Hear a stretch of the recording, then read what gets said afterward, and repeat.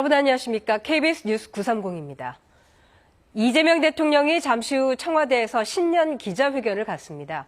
앞서 올해를 대전환을 통한 대도약의 원년으로 만들겠다고 한 이 대통령은 오늘 회견에서 구체적인 국정 구상을 밝힐 것으로 보입니다. 첫 소식 이희연 기자입니다. 이재명 대통령이 청와대 영빈관에서 신년 기자회견을 엽니다. 오전 10시부터 1시간 30분가량 진행될 예정인데 이 대통령이 기자들의 질문을 최대한 많이 받겠다는 생각이어서 더 길어질 수 있습니다. 회견에는 내외신 기자 160명이 참석할 예정입니다.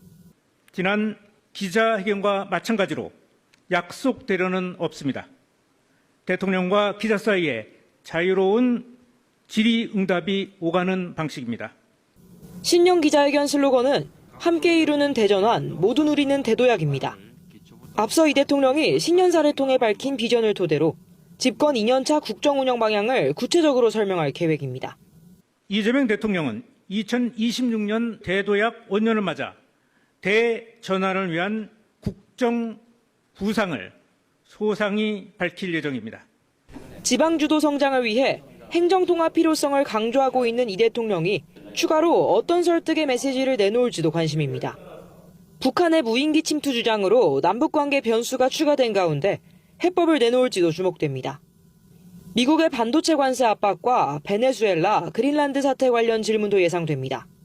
국민통합과 관련한 대국민 메시지도 나올 것으로 보입니다.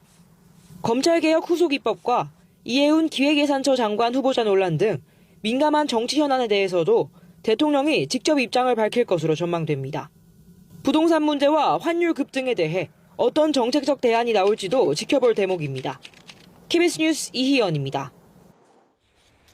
공천헌금 의혹의 핵심 당사자인 강선우 의원이 21시간 동안 조사를 받고 귀가했습니다.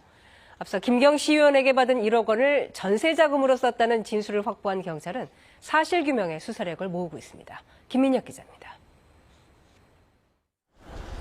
공천헌금 의혹이 불거진 지 약 3주 만에 경찰에 소환된 무소속 강선우 의원. 어제 오전 시작된 조사는 21시간 밤샘 조사를 거쳐 오늘 새벽 6시가 되어서야 끝났습니다. 성실하게 사실대로 최선을 다해서 조사에 임했습니다. 이런 일로 국민께 심려를 끼쳐드린 점 다시 한번 진심으로 죄송합니다. 강 의원은 지난 2022년 지방선거를 앞두고 김경 서울시 의원을 만나 공천헌금 1억 원을 건네받은 혐의를 받습니다. 경찰은 이번 조사에서 당시 돈이 오간 상황을 재구성하는 데 집중했습니다. 강 의원을 상대로 1억 원의 성격과 금품이 오간 자리에 동석했는지